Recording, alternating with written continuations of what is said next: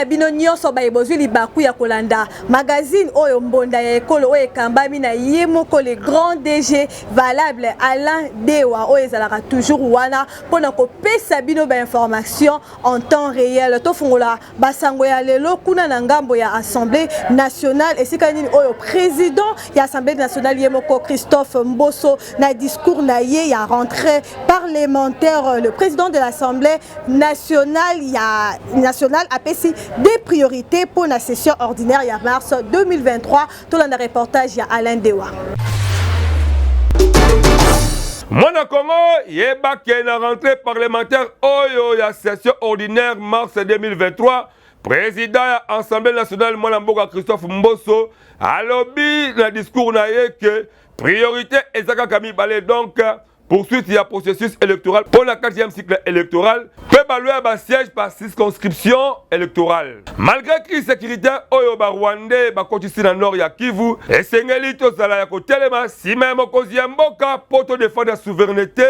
pe intégrité territoriale nationale. Alors beli ba député que ba session oyo eza purement politique pour la komona calendrier électoral oyo seli asi a publié depuis novembre 2022, donc, opération, il y a dépôt de candidature, il y a élection générale, Oyo est prévu le 20 décembre 2023. Na Oyo étali processus électoral. L'Assemblée nationale a encouragé Seni Yakozwa, ba mesure ya malamu po balonga. Pona Oyo étali calendrier, Oyo Seni Abosalaki, des chambres ya parlement, bako examiner, pe bako adopter na souka ba identification, pe enrôlement Oyo eza en cours. Loi portant répartition ya siège, circonscription par circonscription électorale, pour la législative, provinciale, municipale, pe locale. Ba loi yango ekozala promulgué un mois avant date prévue ya opération ya dépôt ya ba examen ya candidature. Et sengeli boye bake, mingi elobama ki na discours ya président Mbosso, P. Abetaki lisusu sete na likambo oyo etali badazo de oyo Rwanda aza kobema na Est ya République démocratique du Congo kuna na Nord Kivu donc nyonso esengeli ezwa traitement pour solution malamu ezwa mayango biso magazine mbonda ekolo tobetika mbonda tozosenga nyonso ekokisama kitaka po Congolais avant de la kimia na mabele na ye. Toujours na ngambo ya Assemblée nationale kuna na chambre basse ya parlement le président Yemoko Christophe Mbosso na discours na ye ya rentrée parlementaire a dénoncé ndenge ba soldats ya EAC baza incapable ya kokokisa mandat na bango ya offensive. Alain Dewa toujours na commentaire. Ndeko ya Congo, yeba ke ba député, bazongeli déjà misala na bango, na parlement après Tamoulaï, oyo ba outi vacances parlementaires. Depuis mercredi le 15 mars, Moutuna Moutou a vu déjà esika na yendenge kakaba mesana et surtout que tout oyo eza avant dernière session parlementaire ya législative. Session oyo boye bake efongwami na contexte ya crise sécuritaire ya Est ya République démocratique du Congo. Na discours na ye, président de la Chambre basse du Parlement congolais a dénoncé Dengue force régionale de la communauté de l'Afrique de l'Est et Asena Mokuse Dengue ezako agir tel liboso ba M23 oyo baza soutenu na armée rwandaise kuna na Nord Kivu. Selon Christophe Mbosso, yakobomba ezate Dengue force ya EAC baza ko umela pona ko exercer mandat na bango yakobunda pe yako appuyer FRDC parce que yangonde ezali mission topé mandat oyo bazwaki pe yangonde ezali ke bazala déployer na terrain. Abakisi ke présence ya armée est africaine ba pesi ba congolais image ya ba soldats la bango oyo baye ko sala théâtre la campagne place ya opération militaire au lieu ya ko s'engager pour la la guerre. Donc a condamné présence ya force ya EAC pour bazala bango ko sala théâtre or mandat la bango ezalaki offensif. Présence na bango ezalango ko sala elo côté et sengeli ba mesure moko ya makasi ezwama. Face ya situation oyo Mbosso abengi ba congolais la vigilance pe la résistance. Donc tous à mobiliser le col à motomoko, ban sur la simande à commandant suprême, paye à sima ba pinga la biso, pour la sauver mboka, bako basike la biso, paye to kotike la baye bakoya la sima. Pour la député, Christophe Mbosso a ebisi bango ke ngonga oyo eza distraction te. Donc la ngonga oyo, ba discours politique na ba opportuniste eza na esika te pour Congolais asolu kadebo kimia eza la kati ya Congo. Donc eza important te, tout ça la division entre nous malgré ba divergence politique, idéologique philosophique, culturel, spirituel, pe moral. A ce que les députés, kozala soudé sima ya mokonzi ya mboka Félix Tshilombo Tshisekedi po ensemble ekosala ke tolonga monguna oyo azwi esika na territoire ya République démocratique du Congo. Asengi na bango lisusu ke il faut kosala nyonso tolonga etuma oyo po RDC eza nation moko, territoire moko, patrie moko pe loi kaka moko. Alaki bango ke Assemblée nationale ekosala nyonso pona koluka na nzela ya diplomatie ko récupérer ba arme na biso nyonso oyo eza saisi na mokili pona kolongisa République démocratique du Congo na pouvoir ya diplomatie parlementaire. Asukisi la kolobake Congo mobimba esengeli kaka kozala autour ya mwana mboka Félix Tshilombo Tshisekedi mokonzi ya République démocratique du Congo po komba oyo eza kosenga bomoko pe tokolonga yango biso magazine Mbonda Ekolo tobetisika mbonda. Toujours dans le cadre, il y a mois dédié aux droits de la femme. Maman, il y a ABG Parti Cher, il y a président Jonathan Wata, balobeli sur le leadership féminin. Tout le monde a micro ya Alain Dewa.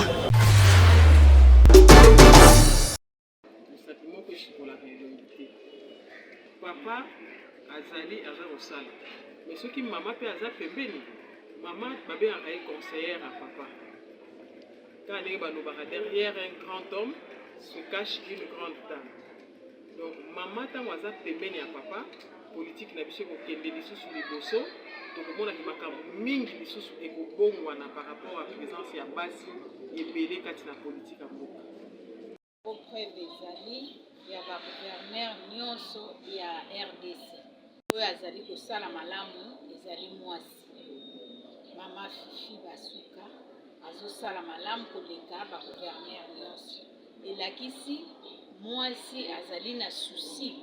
ya kobokisa mboka mbongo ya mama ezalaka na songe ya elamba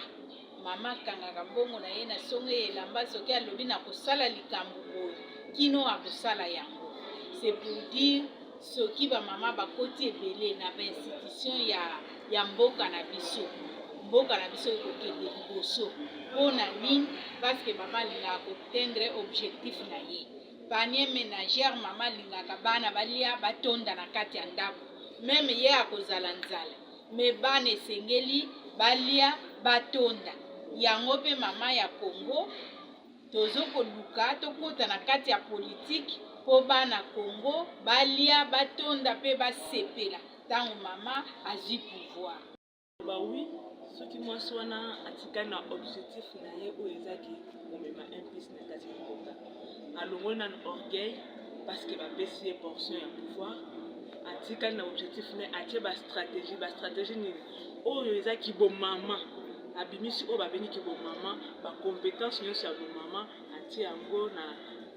place publique pour la conserver mboka ekosala malamu mingi. Donc ce qui moi satika na objectif na ye keno na ke pour na travailler pour na mboka ezate ke na ke ko concurrencier non. Na ngambo ya société, le gouverneur ya ville province ya Kinshasa, Jean-Tini Mbaka Ngobila à Longoli, Jean Ngoyi Mvuzi comme ministre provincial ya finance et ya économie ya Kinshasa a nommé officiellement Félicien Koulutantula Oyo Azalaki, directeur général ya DGRK Tolanda. Reportage Oyo. Ndeko ya Congo, yebake, inspection générale des finances, tope IGF na mokuse, aza kosala mosala kitoko, nenge kaka abandaka. Tour oyo, équipe ya mwana mboka Gilles Alingeti, bakitaki ine, tina gestion ya économie ya ville province ya Kinshasa, pona kotala ndenge eza kotambola. Mais ya pasi pe ya mawa, ba monike, bongo ya Kinshasa eza na bulu yeke moko impossible donc, constat esalami ke gestion moko ya mabe eza kosalema na finance publique ya Kinshasa oyo mwana mboka Jean Ngoyi Mvuzi aza kokamba na yango pona koluka kosembola makambo le numéro 1 ya ville province ya Kinshasa mwana mboka Jean Ngobila Mbaka a nommé officiellement depuis le 13 mars mwana mboka Félicien Koulutantula na place ya Jean Ngoyi Mvuzi comme ministre provincial des finances et de l'économie de Kinshasa. Mwana mboka Félicien Aouti kozala directeur général de la direction générale des recettes de Kinshasa topé DGRK na mokuse. Toyebike DGRK ezaka masolo ya mbongo ya Kinshasa. Alors témoignage nini ya malamu oyo ndeko Félicien Kouluta azanango na cadre ya kozala un bon gestionnaire pe kotia na esika oyo mwana mboka Jean Ngoyi Mvuzi azalaki po kuna esika akomi ezande base ya masolo ya Kinshasa. Awa IGF asali constat na eboye tokosenga pe suivi ezala bakasi po Kinshasa ekoma nango mboka ya fulu kutu babugumese bazwaka ata retrocession te po nyonso ekoma na maboko ya ba ONG oyo bakoma kaka ba boulevard na ba effectif moko ya moins de 50 personnes. Toligi te politiki oyo ya kodeshabiller Saint-Paul pe kohabiller Saint-Pierre. Misolo ya Kinshasa ekotaka mingi mais tokamwaka ekendaka vraiment wapi.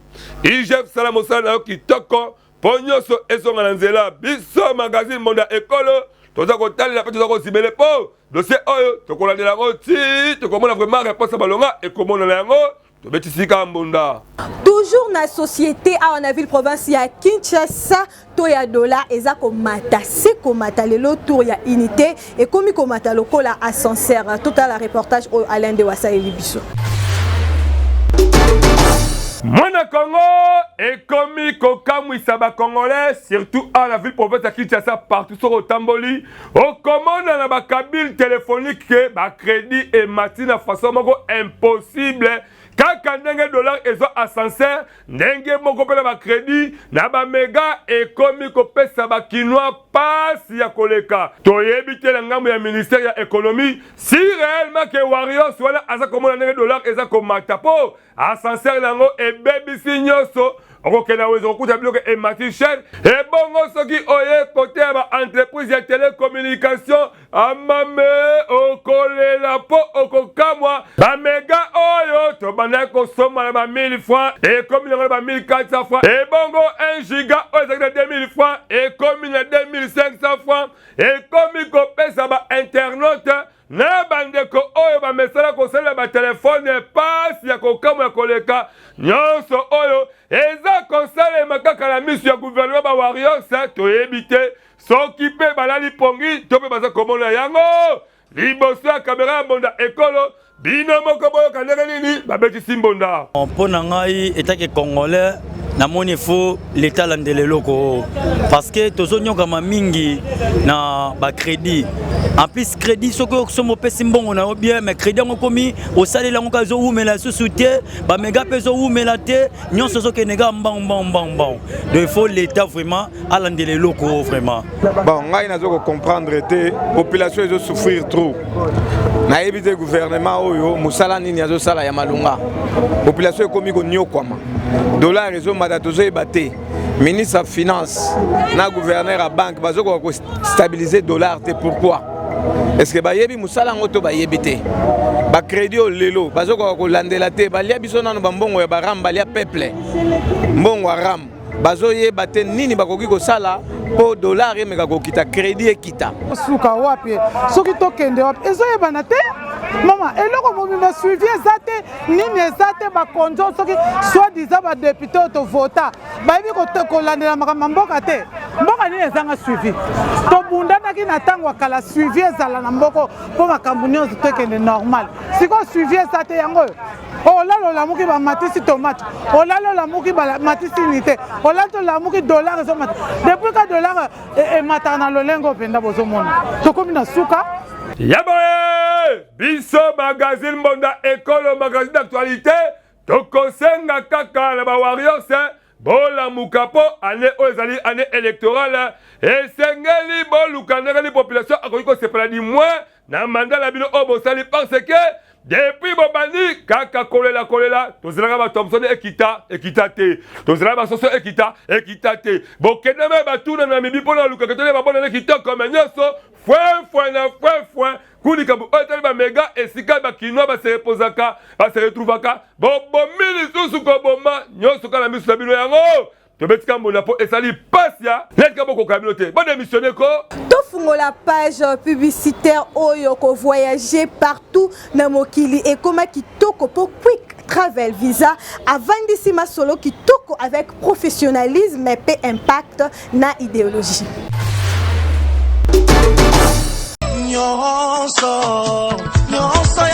ndeko mwasi ndeko mobali mwana Congo onyokwami ya tro na likambo oyo etali ko voyager na mikili ya poto quick travel visa eye mpo na kopesa solution na ba problème na bino po boleli mingi pe bonyokwami ya trop. Yo mutu olingi o voyager partout na mokili mobimba, yaka na lombango awa na Quick Travel Visa oyo ezali ko fonctionner na domaine ya assistance ya visa rapide.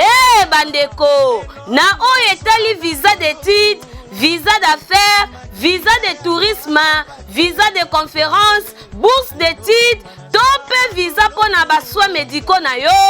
adresse ezaka moko Quick Travel Visa po awa nyonso ezosalema na PTP na vitesse moko ya kosakana te. Esuki kaka wana te na likambo oyo etali billet d'avion komona na yo kutu pasi te. Quick Travel Visa ezali wana po na vente ya babiye na prix moko ya kitoko. Bandeko ya Congo, bandeko ya Kinshasa, papa, mama, ndeko. Quick Travel Visa, en anglais, en français, visa de voyage rapide, ayeli bino innovation, topé modernisation, modernité, nali solo etali voyage. Donc nazolo ba voyage, visa, billet d'avion. En tout cas, nyonso Quick Travel Visa azako sala yango na ngonga muke passeport. Vous en avez voyager au Kende poto, Kende dans 5 continents où ils ont habité. Yaka na Quick Travel Visa, dossier na yo et qu'on a traité na professionnalisme. En tout cas, tous quoi assurer bino visa réussite et visa à 100% parce que au tous koloba tous na connaissance certaine avérée, une connaissance qui est d'ailleurs attestée dans ce domaine. Nous avons l'expérience, l'expertise, la connaissance elle est là. Tokocha yango na disposition na bino ya ba dossier na bino pour bozwa ba résultat escompté. Soki olingi ba rêve na yo et comme réalité, o voyager partout na mokili mobimba na ba condition moko ya kitoko, yaka awa na Quick Travel Visa po yende azali nzambe ya masolo pe akosaka te na oyo etali ba voyage na ba visa. Natalo mukie pe na ngonga mukie ozwi visa pe billet na yo d'avion. Boko tu nanga soki bazwami wapi Quick Travel Visa ezwami na numéro 54 boulevard Lumumba, référence arrêt Betani na agence Nécropole, premier niveau na commune ya Masina quartier sans fil. Tope benga bango na plus 243 81 93 39 saede. Na Quick Travel Visa babetela yo lisolo te, yaka omona o vivre réalité. Na Quick Travel Visa nyonso ya voyage pe ya visa ekomi pete. Toujours na société na commune ya Kimbati ke kuna na quartier Kutu basengi opération coup de poing et kota kuna po présence ya bourgmestre na bango ba mona kayango te. Reportage oyo Wilfried Alobeli biso. Ndeko ya Congo, yeba ke depuis opération coup de poing oyo mwana mboka Chachilingo Bilambaka pe visi na ye Gérard Kokomu mabaza ko sala mingi nanu ekomi kote ba commune ya Kimbase kete surtout ala kata chango yango yakoka mwa ezake biso magazine Mbonda Ekolo magazine d'actualité to mesala kotambola avec ba reporter ya guerre ba kotaki na terrain pona kolakisa ndenge awa na Kimbase ke na quartier Kutu ndenge bato baiba na bango balabala surtout mingi na bisika ba caniveau pe na ba tunnel batonga likolo lango to ebite soki pe bugumesa commune ya Kimbase ke mwana mboka Jano Kano abetaka tour kotoyo po akwa kopesa rapport au niveau ya gouvernement provincial demander que opération coup de poing ekita kotoyo bino moko botala ba image cause ya inondation bato basinda côté oyo mwana mboka Chachilingo Bilambaka pe Gérard Kokomu boyeba ke ezali batu batonga na bango bandako na batinel pe likolo ya ba caniveau tala ndenge baza kolela boyo kabino moko liboso ya kamera ya Mbonda Ekolo ndenge nini babetisaki Mbonda papa biso awa tozomona pasi ya kosakana te baterase nyonso bato bayiba pena balupango batonga bandako biso soki mbula ebeti mai nyonso esokota biso ntina kati ya bandako moya kolala koto eza te moya kolala eza te yango mpena toka bakontina biso mpena doke babundela biso bitumba oyo mpona tuka pena doki tozokoka kutu te bayibayiba pena baterase papa ngai naloba kaka awa papa baolezi funda soko ye awa te biso batokokufa babiloko ya ndako kobeba bakiti kobeba bisika kolala eza te mpo nini bayibayiba biloko bozomona bayibayiba terase donc tozovivre ana pasi soki mbula ebeti tonyokamaka papa esali pasi kotala ndenge population bazokolela boye babengi opération coup de poing ekita koto mpo bamoni ke bourgmestre na bango kutu akomaka koto te alala pongi kala na biro ya malamu eza ke mwana mboka Borley Vunda oyo azali notable ya Kimbaseke asaleli bango passerelle ya kitoko oyo ekopermettre ke bakase mibale oyo bakwa kotraverser na bacondition moko ya malamu mais ekoki kaka te mpo ezokosenga vraiment ke il faut gouvernement provincial bopesa baengin ya koto oyo eya kodétruire bandako oyo eyiba baemprise ya l'état mpe esala bakirage na bakaniveau ya bakoto oyo mpo epermettre population ya koto oyo bavivre mpe na esengo yango biso magazine Mbonda Ekolo tobetika Mbonda mpe topesi bravo na mwana mboka Borley Vunda na mosala kitoko oyo azali kosala. Mbonda Ekolo magazine d'actualité ebengi ba jeune leader baya kolakisa vision na bango liboso ya caméra ya Mbonda Ekolo tolanda. Likambo ya kobongisa Congo etali kaka mingi biso ba Congolais surtout à la ville province ya Kinshasa tolukaka mingi kotalaka likambo oyo etali développement yango. Magazine Mbonda Ekolo baleka yezu efongoleli ba oyo surtout bazali ba bon leader reporte po baye ba kobimisa vision na bango ba kinwa bayeba nini bazali kokanisa la kati ba vision na bango botala bino moko to message koyamba batu na ba biro na biso na plateau na biso po moto na moto apesaka vision na yonde ko ozali kolala yebaka ke po ozala un bon leader esengeli oleka na plateau ya Mbonda Ekolo po ezali seule adresse oyo okolakisa vision na yo pendant 30 minutes mokili eba yo bakonfirme ke oza leader ya solo tala ndenge balider bazali koleka moko bazali koyamba bango mwana mboka Alain Dewa mpe na mwana mboka Megrine Kambembe bayambaka bango avec impact mpe na idéologie po bakestion esalamaka ya kitoko oyo kopermettre ke moto na moto apesa vision na population emona yango bolanda na biso mwa eloko oyo mpo na yo oza jeune leader olobi oza jeune leader ya Kimbanteke soit développement nini oyo olingi o apporter na commune ya Kimbanteke. Ok, merci pour la parole. Nous avons tous un vrai ban à Kimbanteke. En tout cas, on s'est décidé que cette fois-ci, nous allons poser un ban à Kimbanteke. O ayebi passe ya Kimbanteke, ayebi douleur ni ba maman to ba jeune ni ba souffrance na Kimbanteke. Donc en termes de développement, il y a les besoins de nito yeba to zana to sala to makoki ya ko sala. La force négative. Et derrière, on a même suivi comment est-ce que mon amour Katilo Motiseke de Félix, comment est-ce que pointa qui dit doigt mon cas général, mon cas général il y a Kenya, de manière que bah monsieur bah qui est Congo, il y a que soutenir Congo et non il y a que soutenir bah M23. Ils allaient aussi parmi questions eux permettaient que population Bimali Banda, bah barricade et entre tout cela. Mais yo état congolais c'est réellement que vous avez partager douleur ou là. Tant on a qui bah acte voilà. Quelle a été ta réaction par rapport à tout cela? Bien, des co-journalistes, bon, concernant Force et EAC,